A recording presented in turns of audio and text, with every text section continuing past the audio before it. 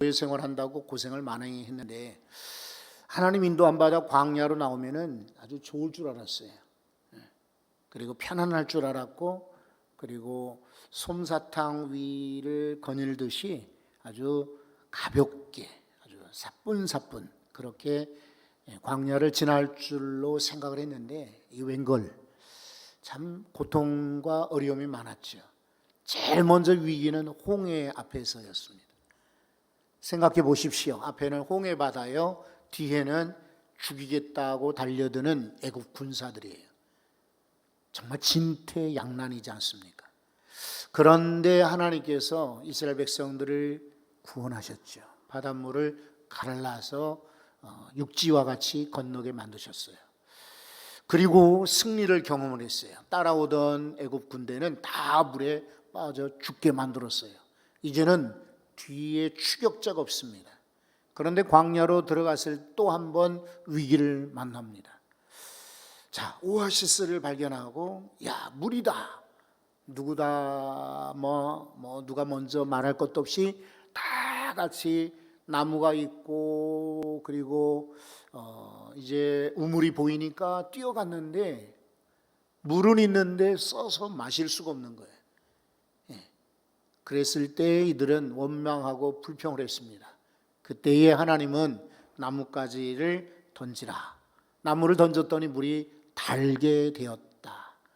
그래서 쓰다라는 표현의 마라의 쓴물의 기적을 경험하게 되었습니다. 여기서 물을 마시고 이제는 정신 차리고 출발해서 오는데 그 사이에 만나도 주셨고 메추라기도 주셨습니다. 그리고 이 광야를 이제 통과해서 지나가는데 이번에는 르비딤이라는 장소에 도착하게 됩니다.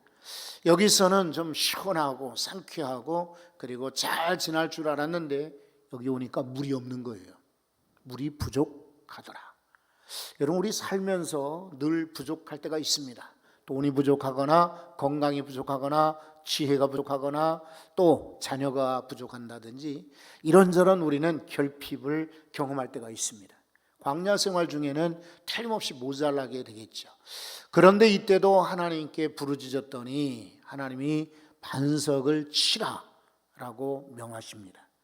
모세는 그 말씀대로 반석을 쳤더니 반석에서 생수가 터져 나왔습니다. 모두가 다 엄청나게 그동안 참았던 갈증들을 전부 채우고 시원한 물을 마시게 되었습니다. 여러분, 그 반석은 바로 예수 그리스도를 상징합니다. 지금도 반석 앞에 나오는 이들마다 예수님의 은혜로 말미암아 목마름을 체험받게 될 것입니다.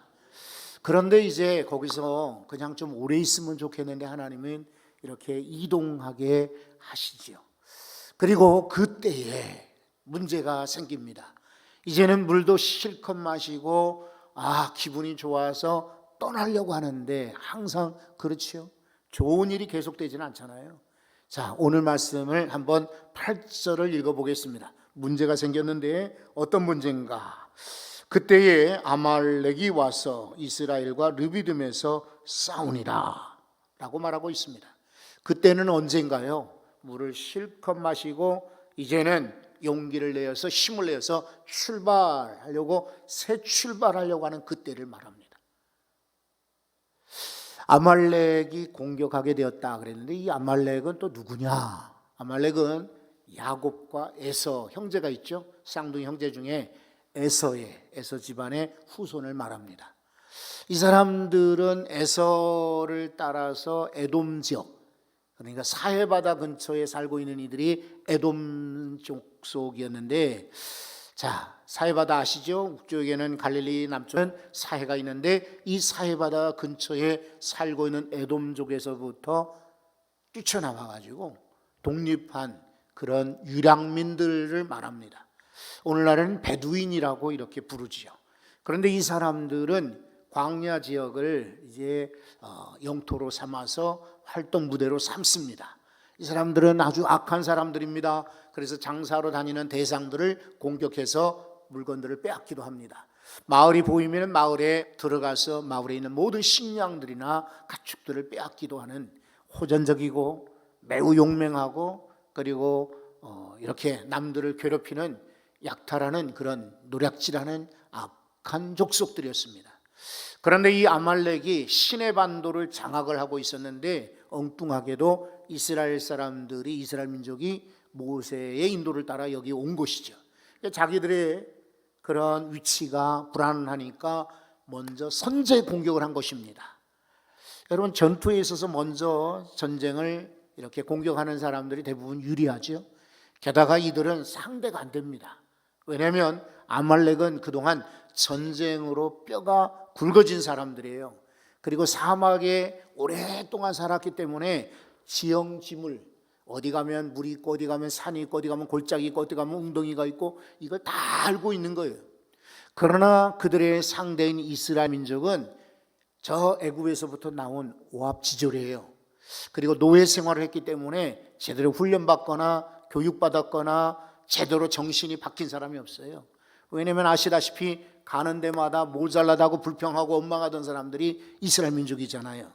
그러니까 저 사람들이 세월이 오래되고 단단해지고 조직이 세워지고 군대를 조직하고 나서는 우리가 상대가 안 될 거다. 아예 처음에 초창기에 저들이 아주 이렇게 노인들, 아이들, 가축들 데리고 이렇게 흐물흐물하게 달려올 때에 공격하는 것이 좋겠다라고 여기서 이 아말렉이 공격을 하기 시작하는 거예요. 여러분, 이 아말렉에 대해서 신명기서에서 모세가 훗날 회상한 내용이 있어요. 한번 신명기서를 봅니다. 신명기 25장 18절인데요. 곧 그들이 너를 길에서 만나. 여러분, 그들은 바로 아말렉을 말하고 길은 바로 광야길에서 만났다 이 말이죠. 길에서 만나 내가 피곤할 때에, 아직은 연약하고 피곤할 때이죠. 내 뒤에 떨어진 약한 자들을 쳤고 하나님을 두려워하지 아니하였느니라 라고 말하고 있습니다. 여러분, 여기 두 가지를 설명하고 있습니다. 이 아말렉 사람들은 이스라엘의 행렬, 이스라엘이 200만 명 가까이 엄청나게 많으니까 행렬이 길 수밖에 없죠. 앞에서 뒤에서 서로 의사소통도 안 되죠. 그리고 건강한 사람들은 앞에 가지만, 여러분 혹시나 트레킹 해본다든지 일행과 더불어 이렇게 올레길을 간다든지 여기저기 산길을 가보신 분들은 아마 아실 거예요. 마라톤 하는 사람들도 그렇고요. 앞에 가는 사람들은 제법 이렇게 페이스 유지가 되지만은 뒤에 처지는 사람들은 항상 있게 되죠. 근데 이 아말렉 사람들이 비겁한 것은 정면으로 싸우는 것이 아니라 뒤에서 공격하는 거예요. 후미에 있는 약한 사람들을 공격하는 것이 이게 아말렉의 전술이었던 것이죠. 이 아말렉 족속은 사탄의 모형이에요. 사탄이 하는 행동과 똑같아요. 사탄도 뒤에서 공격을 해요. 앞에서는 그럴듯하게 보이지만 뒤에서 약한 자들을 공격한단 말이죠. 그러니까 혹시나 시험에 빠지거나 불만이 있거나 또 이런저런 문제가 있거나 몸이 약하고 마음이 약하고 영적으로 약한 이들은 특히 조심하셔야 돼요. 왜냐하면 사탄이 그렇게 뒤떨어진 이들을 공격하기 때문입니다. 그리고 또 하나 이 신명기서가 설명하는 게 뭐예요? 그들은 하나님을 두려워하지 아니하였느니라 그러고 있어요. 여러분, 이스라엘 백성들이 가나안에 들어갈 때 요단강 건너 제일 먼저 여리고성을 함락을 해야 되는데 만나는데 정탐꾼들을 보냈잖아요. 정탐꾼들이 기생 라합의 집에 들어갔는데 나중에 기생 라합이 이들을 숨겨주죠. 그리고 하는 말이 있습니다. 깜짝 놀라죠. 무슨 말을 했어요? 기생인데도 불구하고 다 아는 거죠. 여러분들이 애굽에서 어떤 기적으로 하나님이 구원하셨는지, 그리고 홍해 바다를 어떻게 건넜는지, 그리고 어떻게 광야를 지나왔는지 우리가 다 들어 알고 우리의 간담이 녹았나이다 라고 말하고 있어요. 그러니까 멀리 가나안 족속들도 이미 애굽의 사건, 홍해 사건들을 다 알고 있었다고 해요. 그러니까 걱정들 하는 거예요, 여리고성 사람도. 그런데 이 아말렉 사람들은 하나님을 두려워하지 않았다. 이것은 교만하다는 얘기죠. 그리고 감히 하나님을 대적하고자 하는 원수 사탄의 모습이 아닐 수 없어요. 사탄은 그렇습니다. 뒤에서 약한 자들을 공격하고 하나님을 두려워하지 않는 이들이 사탄의 특징입니다. 여러분, 이 아말렉은 그냥 사탄만이 아니에요. 사탄의 모형이시고 우리를 공격해오는 대상은 수도 없이 많아요. 전부 다 사탄이 주는 것만은 아니에요. 때로 어떤 이들은 건강 때문에 공격을 당하죠. 때로는 물질 때문에 공격을 당하죠. 코로나 때문에 공격당하죠. 때로는 관계에서 공격을 당하죠. 까닭없이 미움을 받고 시기와 질투를 있는 이도 있죠. 열심히 노력하지만 나를 인정해 주지 않고 오히려 놀고 그리고 불의한 사람들이 높아지는, 그래서 마음의 상처를 받는 경우도 있죠. 그래서 많은 사람들이 코로나 때문에도 힘들지만은 이런저런 주변을 보면서 걱정과 두려움 때문에 우울하다는 분들도 많이 계십니다. 그러니까 이스라엘 백성들만 아말렉을 만나는 것이 아니라 우리도 사실은 다 우리가 공개하거나 이야기하지 않지만 여러분들도 아마 한두 가지씩은 아말렉과 같은 공격을 지금 가지고 있을 거예요. 받고 계실 거예요. 그러면 오늘 말씀의 요지는 이거예요. 제목이 여호와 니시란 말이에요. 여호와는 나의 깃발이시다, 이런 뜻이거든요. 그런데 그냥 신호하는, 무슨 건널목에서 또 공사장 앞에서 신호하는 깃발이 아니에요. 그 아이들 그 운동장에서, 지금은 코로나 때문에 그러한 운동회도 없어졌지만은 어쨌든 운동회 때에 우리 편, 청평 뭐 100편에서 나눠서 우리 편 이겨라 져라 이렇게 만드는 그런 응원 깃발이 아니에요. 여호와 니시, 이 말은 여호와는 승리이시다, 이런 말이에요.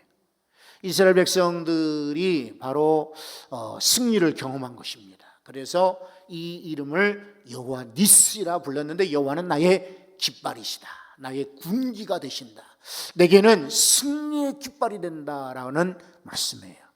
그래서 여러분도 여러 가지 아말렉과 같은 공격을 만날 수 있고 당할 수 있지만은 언제 어디서나 여호와 니시 승리할 수 있기를 바랍니다. 어떻게 그런데 승리하나요? 다들 소망은 하지만은 그 이기는 비결이 뭘까요? 여호수아가 있어야 됩니다. 여호수아. 여러분 오늘 성경 말씀을 한번 보십시오. 9절을 읽습니다. 모세가 여호수아에게 이르되 우리를 위하여 사람을 택하여 나가서 아말렉과 싸우라. 여기서 처음으로 여호수아라는 말이 이제 이름이 소개되고 있습니다. 여호수아는 원래 호세아였습니다. 호세아는 구원이다, 이런 말이에요. 호세아의 변형된 말이 예수라는 말이에요. 구원이시다, 이런 말이에요. 그런데 이 싸움 이후에 모세는 이 호세아의 이름을 바꿨습니다. 너는 호세아라고 하지 말고 여호수아라고 하라. 여호와는 구원이시다, 이 말이에요. 여러분 이것은 미리 하나님께로부터 감동을 받아서 전한 이야기이기도 하지만은 모세가 참 지혜로운 사람이다라는 것을 알게 해줘요. 호세아로서 만약에 전쟁에서 이겼다면 계속해서 이 사람은 내 힘으로 이겼다, 내가 싸워 이겼다, 아말렉과 전쟁에서 내가 이겼다라고 혹시나 교만하게 생각할지도 몰라요. 자만해질지 모르겠죠. 그런데 모세는 그것을 이미 아는 것이죠. 그래서 너 이름은 구원이 아니야, 네가 구원한 게 아니지 않느냐, 여호와께서 구원하신 거야. 그래서 여호수아라는 이름으로 바꾸어 주었습니다. 여호수아는 이 전쟁에서 이기고 훗날 이스라엘의 제2의 인도자가 되는 것 여러분이 잘 알고 계시죠? 모세의 뒤를 이어서 2인자로 이제 가나안 땅에 들어가게 하는 공로자가 됩니다. 여러분 그렇습니다. 여호수아 같은 인물이 있을 때 우리는 여호와 니시 승리할 수가 있는 것입니다. 여러분 작은 일을 맡겼을 때 충성하십시오. 그건 성경의 원리예요. 예수님께서도 달란트 비유를 말씀하실 때에 칭찬하실 때 말씀하셨죠. 사랑하는 종아, 착하고 충성된 종아, 내가 작은 일에 충성하였음에 너에게 큰 것을 맡기리라. 주님도 말씀하셨죠. 여호수아는 이 전쟁에서 승리를 했기 때문에 훗날 이스라엘 백성의 지도자가 된 거예요. 그러니 교회 해석은 혹은 여러분의 일터 해석은 작은 일을 할지라도 무시하지 말고 사람 만나는 일, 물건 파는 일, 또 혹은 약속하는 일, 또 혹은 교회에서 안내 보는 일, 어떤 분들은 아이 안내 같은 거는 뭐 내가 그건 다른 사람들 봐야지, 작은 일이죠. 그러나 여러분 작은 일을 충성스럽게 감당할 때 하나님은 큰 것도 맡기시는 거예요. 그러니 하나님이 내게 맡겨주신 것을 나는 소홀히 하지 않아야 되겠다 하고 각오하십시오. 어떤 분들은 쉽게 직분을 포기하고 내려놓겠다고 하고 안 하겠다고 합니다. 교사가 뭐야? 성가대가 뭐야? 아니 기분 나쁘면 안 하는 거지. 마음에 들지 않으면 아니에요. 그건 정말 잘못된 거예요. 죽을 때까지 내게 직분 주시고 또 임무를 주시고 또 사명을 주셨다면 끝까지 감당하시기를 바랍니다. 여호수아, 이 사람이 사실은 겁나는 거 아니에요? 너 사람들을 택해라. 이미 군사가 조직되어 있고 역사가 있고 이미 다 장비가 있다면은 싸우라 그러면은 좋을 거예요. 그죠? 이미 다 배후에 있으니까 그건 누구든지 하지요. 그런데 모세는 말하길 여호수아에게 네가 사람들을 택해라. 그리고 나가 싸우라 라고 하지요. 이거 쉬운 일이 아니에요. 그런데 여호수아는 어떻게 했습니까? 여러분 그 다음에 10절 말씀 보면 여호수아가 뭐라고 했어요? 모세의 말대로 행하여 라고 말하죠. 이게 여호수아의 장점인 거예요. 자기에게 사명을 주었을 때, 직분을 주었을 때, 임무를 주었을 때 그 말대로 행하여 라고 말합니다. 두말하지 않죠? 변명하지도 않고요, 핑계대지도 않고 도망가지 않고 다른 사람 시키세요 라고 미루지 않죠. 모세가 시키는 대로 그대로 행하여. 여러분 이것이 여호와 니시, 승리를 경험하는 비결인 거예요. 자, 그러면 여호수아는 택했어요. 사람을 골랐어요. 그리고 싸우게 하는데 모세는 그러면 그냥 팔짱 끼고 지켜만 보느냐? 그렇지 않죠. 다시 한번 9절을 들어가 봅니다.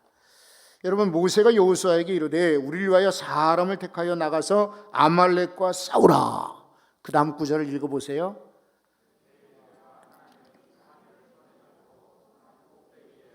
아멘. 여러분 오늘이 아니고 왜 내일이라고 할까요? 성경에 내일이란 말은 날 바뀌고 날 세어서 내일이란 말이 아니고 저녁에 돌아왔는데 적들은 쳐들어왔는데 오늘 밤은 그냥 이렇게 질질질질 끌면서 후퇴하다가 내일 싸우라 이 말이 아니에요. 이것은 내일, 성경에서 내일은 바로 미래를 말해요. 앞으로를 말하는 것입니다. 앞으로라는 뜻이에요. 걱정하지 말라. 미래에 앞으로는 내가 하나님의 지팡이를 잡고, 이 지팡이가 뭡니까? 원래 이 미디안 광야에서 목동 시절에 썼던 그 지팡이예요. 그런데 하나님께서 그 지팡이를 뱀이 되게 하고 다시 지팡이 되게 하셨죠. 그리고 그 지팡이를 잡고 애굽에 들어가라고 그랬죠. 애굽 바로왕 앞에 섰을 때 이 지팡이를 들고 갔죠. 그리고 나일 강물을 쳤을 때 피로 바뀌었죠. 홍해 바다를 가르칠 때 홍해 바다 갈라졌죠. 그 지팡이에요. 여러분 바로 이 지팡이를 가지고 이 르비딤에서 어떤 일이 있었습니까? 반석을 치라라고 할 때 쳤을 때 반석이 갈라지고 생수가 나오게 한 것이 이 지팡이에요. 하나님의 임재의 상징이에요. 하나님이 나와 함께 하신다는 상징인 거예요. 자, 내가 이 하나님의 지팡이를 잡고 산꼭대기에 서리라 라고 말하고 있어요. 산꼭대기에서 높은 데서 내가 너를 지켜볼 거다 이 말이 아니라 너를 감시할 거다. 네가 어떻게 싸우는지 내가 주목할 것이다. 누가 도망가는지, 누가 후퇴하는지, 누가 명령을 지키는지, 누가 용감한지 내가 다 관찰할 것이다. 그게 아닌 거예요. 그 다음 구절을 한번 보십시오. 자, 10절의 말씀을 보면 여호수아는 모세의 말대로 행하여 아말렉과 싸우고 라고 말하지요. 그 다음에 10절에 세 사람이 등장합니다. 첫째 누굽니까? 모세입니다. 두 번째는 아론입니다. 세 번째 인물은 훌입니다. 셋이 산꼭대기에 올라갔다라고 말하고 있습니다. 자, 이 세 사람, 모세는 우리가 알죠? 아론도 알고 있습니다. 근데 훌은 누구냐? 여기 갑자기 여호수아처럼 등장하지요. 요세푸스라는 유명한 역사가가 있습니다. 유대의 역사가. 유대 전쟁사라든지 유대 민족의 유대의 전통을 기록했던 아주 유명한 사가, 역사가입니다. 이 요세푸스의 책에 보면은 바로 이 훌은 누구냐면 미리암, 모세의 누나인 미리암의 남편이다라고 기록하고 있습니다. 그러니까 성경에는 소개되지 않았지만 고대로부터 내려오는 전승에 의하면은 이 훌은 미리암의 남편이라고 말하는 것이죠. 이 사람이 출애굽기 24장 14절에 보면은 모세는 산에 기도하러 올라갔는데 이스라엘 백성들이 문제가 있거든 아론과 훌에게 와서 재판을 받게 하고 지도를 받게 했습니다. 그러니까 아론과 거의 비슷한 아주 유명한 지도자인 것을 알 수가 있습니다. 나중에 이스라엘 백성들이 시내 광야에 들어가고요, 거기서 오랫동안 시내산 아래에서 머무르게 돼요. 그 시내산 아래에서 하나님이 모세를 부르십니다. 그리고는 성막을 만들도록 이렇게 저렇게 산에서 설계도를 말씀해 주십니다. 그래서 그 설계도를 그대로 받아다가 기술자들에게 성막은 이렇게 만들고 법궤는 이렇게 만들고 물두멍은 이렇게 만들고 성막의 모든 기구를 만들게 하는데, 그때 유명한 기술자가 있습니다. 브살렐입니다. 그런데 성경은 말하기를 이 훌의 손주가 바로 브살렐이라고 소개하고 있습니다. 그러니까 이 훌은 우리가 성경에 많이 등장하는 인물은 아니지만은 꽤 유명한 사람이다라는 것을 알 수가 있죠. 이 세 사람이 함께 올라갔습니다. 여러분, 올라가서 무엇을 했을까요? 여기서 이제 11절을 봅니다. 모세가 손을 들면 이스라엘이 이기고, 손을 내리면 어찌 되었을까요? 아말렉이 이기고. 여기서 이제 손이 등장합니다. 손. 먼저는 9절에 있는 것처럼 하나님의 지팡이를 잡은 손입니다. 이번에 손을 들었다라고 하는 기도하는 손을 말합니다. 자, 이제 12절에도 모세의 팔이 나옵니다. 그때에 돌을 가져다가 놓고 한 사람은 이쪽에서 한 사람은 저쪽에서 모세의 손을 올려주었다, 붙잡아 주었다라고 말합니다. 모세의 손. 모세가 손을 들면 이스라엘이 이기고 손을 내리면 아말렉이 이기더라. 두 가지를 가르쳐 줍니다. 첫 번째는 기도의 힘입니다. 손을 든다는 것은 바로 기도예요. 유대인들이, 이스라엘 백성들이 손을 들었다, 이 말은 기도예요. 지금도 경건한 성도들 가운데는 찬양할 때 손을 들지요. 그리고 기도할 때 손을 들지 않습니까? 때로 어떤 분들은 기도 인도할 때 여러분 우리 손 들고 기도합시다, 항복, 주님만 의지합니다, 주님께 맡깁니다 라는 표현으로 손을 들지요. 바로 손을 든다는 것은 기도한다, 이 말이에요. 여러분, 모세의 손이 바로 승리하게 만들었어요. 기도하는 손이 승리하게 하시는 거예요. 광야 생활을 통과할 때, 광야를 통과할 때 여러분이 어렵고 힘들고 아말렉과 같은 적을 만날 때에 기도의 손을 드시기 바랍니다. 다른 것 없어요. 기도의 손이 최고예요. 여기저기 손을 벌리고 또 손을 도움받지만 엉뚱한 손 필요 없습니다. 기도의 손만이 최고의 힘이 될 줄로 믿습니다. 그런데 또 하나는 기도하는 손이라 할지라도 피곤하면 내려오지요. 우리도 마찬가지예요. 인생이 다 내가 젊으니까 건강하다, 이번에 코로나 겪으면서 느끼셨죠? 코로나가 나이 드신 분들이나 어린 아이들에게만 옵니까? 안타깝게도 지금은 조그마한 아이들한테도 많이 오지만, 그러나 건강한 사람도 많이 오지 않습니까? 젊은 사람도 많이 오고요. 우리 교회 성도들 이렇게 제가 주목을 해보니까 다 그런 건 아닙니다만은 오늘도 젊은 전도사님들이 코로나 걸린 거 보니까 젊어도 걸리시더라고요. 또 이렇게 정말 조심하면서 집에서만 예배하는 분들이 계시는데 공교롭게 집에서 온라인으로 예배하는 분들도 걸리시더라고요. 그런 걸 보면은 교회 나온다고 그래서 걸리는 것도 아니고, 사람 만난다고 걸리는 거 아니고, 몸이 건강하니까 약하다고 걸리는 것이 아닙니다. 누구든지 넘어질 수도 있고 피곤할 수도 있고, 그리고 손이 내려올 때가 있더라. 여러분 기억하십시오.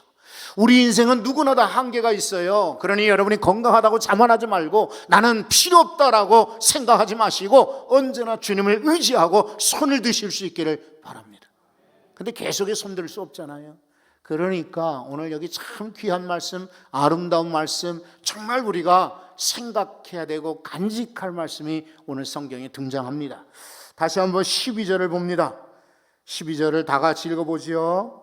모세의 팔이 피곤하매 그들이 돌을 가져다가 모세의 아래에 놓아 그가 그 위에 앉게 하고 아론과 훌이 한 사람은 이쪽에서 한 사람은 저쪽에서 모세의 손을 붙들어 올렸더니 그 손이 해가 지도록 내려오지 아니한지라. 아멘. 여러분 그림을 한번 보십시오. 이 그림에 나온 것처럼 모세는 지금 바위 돌 위에 앉아 있는 겁니다. 그리고 지팡이 든 손, 양손이죠. 지팡이 든 손뿐만 아니라 양손을 지금 들어 올리고 있습니다. 기도하고 있죠. 그런데 이쪽에서 아론이, 저쪽에서는 훌이 이 모세의 팔을 붙잡아 주는 겁니다. 그래서 해가 지도록 내려오지 않았더라. 여러분, 그래서 이스라엘 백성들이 아말렉을 쳐서 이겼던 것입니다. 협력, 협동, 함께함의 증거입니다. 특히나 여러분들이 이런 어려운 시절을 지나가고 광야를 통과할 때는 혼자서는 안 돼요. 함께 하셔야 돼요. 주보 일면에 먼저 오신 분들은 주보를 열어보시죠. 아마 늦게 오시는 분들도 주보를 이렇게 한번 열어보시리라고 기대가 되는데, 한번 보십시오. 제가 컬럼을 하나 실었는데 함께함의 유익이죠. 아플 때 누군가가 같이 있으면 얼마나 도움이 되던가요? 아무도 없는데 나 혼자 아파 끙끙 앓고 있어요. 누가 먹을 것 갖다 줘요. 누가 아프냐고 물어봐요. 그래도 누군가 함께 한다는 건 정말 고마운 일이죠. 여러분, 바울 사도는 빌립보 교회에 보낸 편지에서 이런 말을 적었어요. 빌립보서 2장 25절입니다. 자, 여기 성경에 보니까 이렇게 소개하죠. 이는 뜻을 같이하여 너희 사정을 진실히 생각할 자가 이 밖에 내게 없습니다. 이게 무슨 말이냐면, 바울은 지금 감옥에 있고 빌립보 교회에 사람을 보내야 되는데 뜻을 같이하여 내 사정도 알고 너희 사정을 알아서 내게 이야기해 줄 사람이 이 밖에 없다. 디모데를 말하는 것입니다. 디모데는 단순히 제자가 아니에요. 믿음의 아들만이 아니에요. 디모데와 바울은 이렇게 뜻을 같이 하는 동료라고 바울이 소개하고 있어요. 여러분, 누구나 다 약해요. 그래서 이렇게 도와줄 사람이 필요한 거예요. 바울 사도는 데살로니가전서죠. 데살로니가서 5장 25절에 이렇게 고백하고 부탁하고 있습니다. 뭐라고 부탁하던가요? 짧은 구절만 제가 읽어봅니다. 다 같이, 형제들아 우리를 위하여 기도하라. 여러분, 이거 아주 짧지만 간절한 부탁입니다. 내게 좀 돈을 좀 붙여다오, 이런 말 하지 않습니다. 나 양식이 부족하다, 이런 얘기하지 않습니다. 왜냐하면 바울은 알고 있습니다. 자기가 어렵고 힘들 때에 기도가 얼마나 힘이 드는지 알기 때문에 우리를 위하여 기도해다오 라고 부탁합니다. 여러분, 주변에 기도로 부탁할 분이 있습니까? 그리고 나를 위해서 기도해 줄 사람이 있나요? 정말 내가 어려울 때 나를 위해서 내 손이 내려오지 않도록 옆에서 도와줄 사람이 있습니까? 없다면은 만드시고 여러분이 아론과 훌이 되십시오. 다 모세가 될 필요 없습니다. 아론과 훌처럼 이쪽에서 저쪽에서. 다시 한번 말씀드리지만은 이것은 문자적으로는 당연히 오른쪽 왼쪽을 말하지만 영적으로는 이쪽과 저쪽이라는 말은 방향을 의미하는 게 아니에요. 때로는 이런 방향, 이런 방면에서 이런 도움을 줄 수 있고, 때로는 또 다른 방법으로 도움을 주는 거예요. 돈은 괜찮아요. 그런데 정이 부족해요. 그런 분들에게는 사랑과 정이 필요해요. 어떤 이는 그래요. 돈이 없어요. 사랑도 필요하지만 지금 물질이 필요해요. 그럴 때는 물질로 이쪽에서 붙잡아 주는 거예요. 성도들 가운데도 변명하건대 내가 기도밖에는 할 것이 없다. 그건 말하지 마세요. 기도 말고도 여러분들이 이미 2개, 3개 가진 분들이 계시잖아요. 그러면 나누셔야 돼요. 혼자서 다 움켜쥐려고 하지 말고 나누셔야 돼요. 지금 어려운 사람들 많잖아요. 교회에도 메일로도 오고 편지로도 오고 문자로도 수없이 도움이 와요. 그리고 실제로 여러분들이 드려진 헌금들을 사실은 많이 나누고 있습니다. 하지만 여전히 모자라요. 우리 교회는 교단과 학교에 그리고 지역에도 사실은 책임을 감당을 해야 돼요. 그냥 우리 성도들만 지나기는 우린 충분해요. 여러분들이 드린 헌금 가지고 걱정하지 않아도 정말 기가 막힌 은혜지요. 하나님 은혜고 성도들의 정성으로 우리는 문제없어요. 그러나 나누고 도우려니 참 아쉬울 때가 많아요. 이쪽에서 저쪽에서. 여러분, 성도들도 가족들도 친구들도 이웃들도 사실은 지역에 있는 많은 사람들도 아론과 같이 이쪽에서, 훌과 같이 저쪽에서 도울 사람이 필요한 것이죠.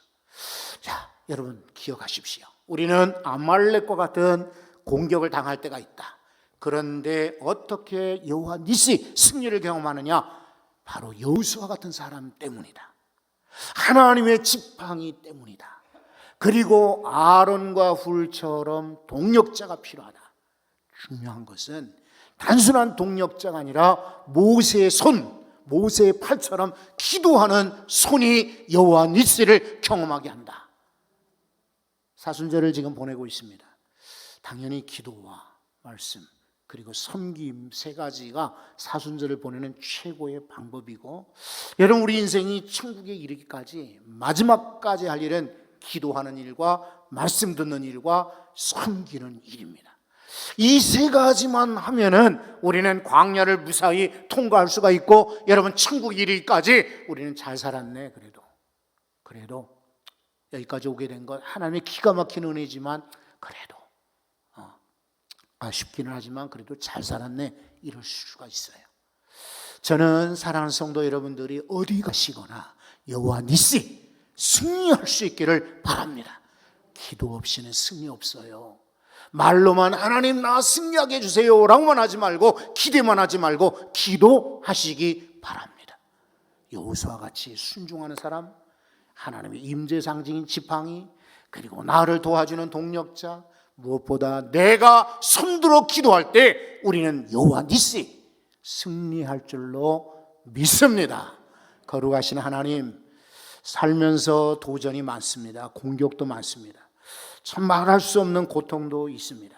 그때마다 하나님, 여호와 니시, 여호와는 나의 깃발이십니다, 여호와는 나의 승리십니다 라고 고백하기를 원합니다.